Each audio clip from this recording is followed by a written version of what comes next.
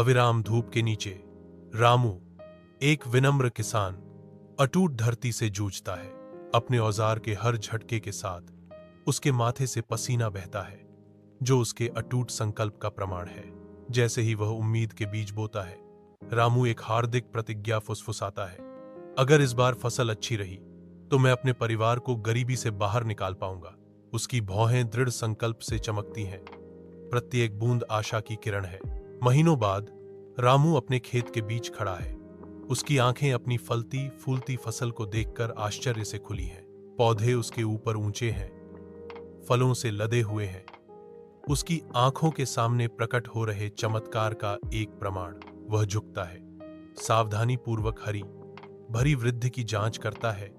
उसके अनुभवी चेहरे पर एक मुस्कान फैल जाती है। बोलते हुए उसे एहसास होता है, यह एक चमत्कार है, मेरी मेहनत रंग लाई है। नई ऊर्जा के साथ रामू हलचल भरे बाजार के लिए अपनी असाधारण फसल तैयार करना शुरू कर देता है। प्रचुरता का वादा हवा में भर जाता है, क्योंकि रामू सावधानी से अपनी फसल इकट्ठा करता है, अपनी प्रचुरता को दुनिया के साथ साझा करने के लिए तैयार है। रामू एक जीवंत बाजार के बीच खड़ा है। उसका उत्पाद चकित करने वाली निगाहें और ऊंची कीमतें आकर्षित कर रहा है। रामू की आंखों में एक विनम्र संकल्प झलकता है।